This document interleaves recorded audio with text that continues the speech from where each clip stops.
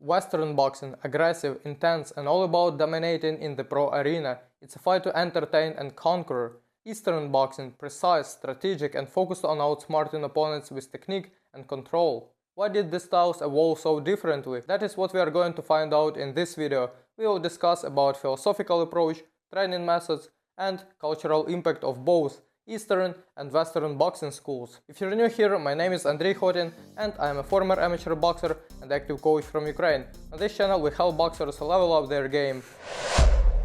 At first, let me name the countries that I mean when I'm saying Eastern and Western boxing schools. So, the Eastern countries are Ukraine, Kazakhstan, Azerbaijan, Uzbekistan, Cuba, and there are many more countries, but I think you got the idea. And when I'm saying the Western style, I mean United States, United Kingdom, Mexico, Canada, Germany, Italy, and as well many more countries. Also, you should remember that boxing is very individual sports and there are many fighters who blend both styles to their advantage, so this video should be taken as a general observation and not as a hard rule. So let's go. And we'll begin with the philosophical approach.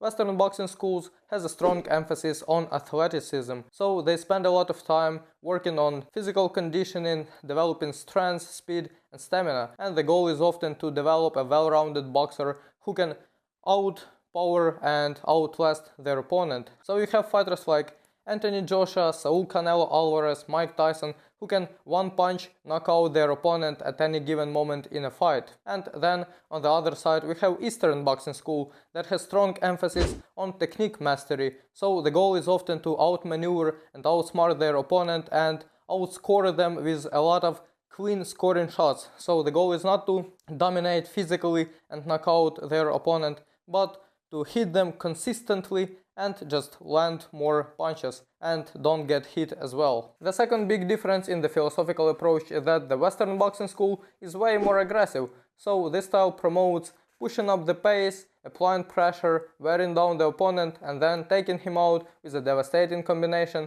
or a single brutal punch. And then on the other side we have Eastern boxers who are way more cautious and patient, and they take their time and they don't take any risks to finish the fight quicker than it has to be done. And a good example to emphasize the difference between schools will be Vasyl Lomachenko and Gervonta Tank Davis. So they both fought Jose Pedraza, but Gervonta Davis took one big shot and knocked out his opponent, but Vasyl Lomachenko took his time, he was very patient and cautious, and he finished the fight with like 30 punches. The next difference in the philosophy is individualism of Western boxing and collectivism of Eastern boxing. In the West you got Muhammad Ali, he was outfight.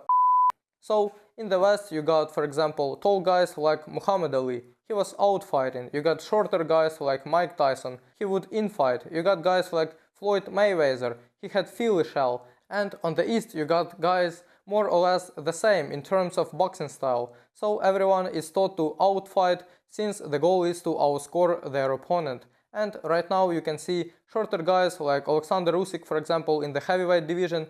He is shorter, but he still bounces on his toes a lot and outfights taller guys. These were the main philosophical differences, and if you're enjoying this video so far, hit that like button and be subscribed to the channel, because you don't want to miss any valuable content that I will put out. And now let's dive in training methods comparison. And the Western boxing school is very sparring centric. And the idea is to give fighters as much partner work as possible, because this helps boxers get used to real-time scenarios and conditions them for fight. And on the other hand, we have Eastern boxing school, in which there is a strong focus on drilling specific techniques repeatedly.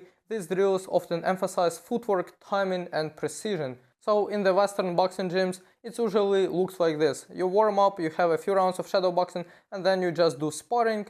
You do some mid work and back work and then conditioning in the end. But in the Eastern boxing school, it's usually like this. You warm up, then you have extended warm up, and it's like 50 minutes long. I had this coach, he is from Ukraine, but he grew up in Soviet Union, so he made us do 50-minute warm up, and that was exhausting. After that we had a lot of partner drills, but we didn't do any sparring, so there were limitations. For example, work with only your lead hand. Then we did a lot of partner drills. For example, I throw jab, you dodge it and you reply with your counter. so we focus more on drilling some small techniques, but we don't do much freestyle work. So that's the main difference between Western and Eastern boxing schools. The second big training method difference is mostly in shadow boxing, and it's that Western boxers put up different sequences and try to work a lot on combination work. So they drill out different combos like jab, cross, hook, slip, roll,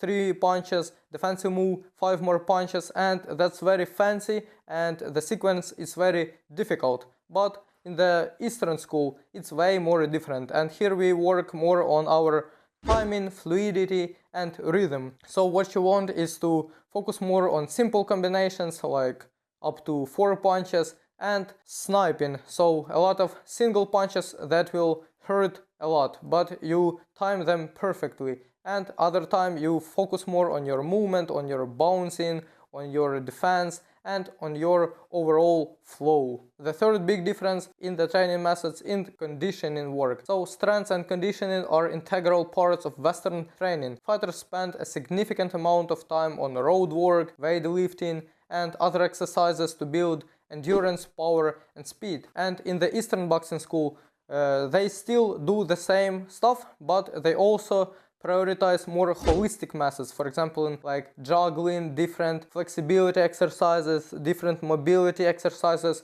that look weird as than even calculating numbers to train your mind as well. So it's a little bit more holistic than Western conditioning methods. And then the last training method difference is in the defense, and that is that Western boxers mostly use head movement for defense and Eastern boxers mostly use footwork, and that is often connected to the fighting style. Since Eastern guys are taller and they aim to score punches, they use their footwork, they prefer to maintain the distance and then don't like to risk. When you use head movement, you can slip one punch but you can get hit with another one. And when you step back, it's less likely that you will get hit. That's why Eastern boxers don't risk and they are very safe, and that is a huge difference in the training that makes fighting styles look completely different. So far in the video you can see that both styles are great and you probably want to combine the best features of them. And if that's so, I definitely recommend you get the KO Boxing Package, which is a training program that includes best knowledge and training methods that will help you progress much faster as a fighter. To level up your game, get the KO Boxing Package. First link in the description. And now let's move to success and influence of those boxing styles. The Western boxing school has proved itself to be very effective in the professional arena, where fighters have to be very physically dominant, they have to be strong and endurable. And Western boxing is deeply integrated in popular culture with famous champions like Muhammad Ali, Mike Tyson, Roy Jones Jr., Saul Canelo Alvarez and many more global icons. And the Eastern countries have been historically more dominant in the amateur arena. While less flashy, the Eastern style is respected for its emphasis on skill and discipline. Fighters who have mastered this style are often seen as purists who embody the art of boxing. And Eastern countries participated more in the amateur sport because there was that big Soviet Union that luckily fell apart and it had people locked in and there was no money behind the sport. That's why you could only become an amateur world champion or an amateur Olympic champion. But now this all is changing and you can see more and more rising stars from the Eastern countries. Both the Eastern and Western boxing schools offer valuable lessons for fighters. The Western style is more suited for those who thrive on aggression, power and athleticism, while Eastern style appeals to those who value technique, strategy and discipline. An ideal approach would be blending the best feature of each style to create a fighter who would be both physically dominant and technically sound. If you like this video and want to go deeper in this topic, I definitely recommend you to check this video right here where I show the authentic Ukrainian boxing session. Thanks for watching and stay sharp!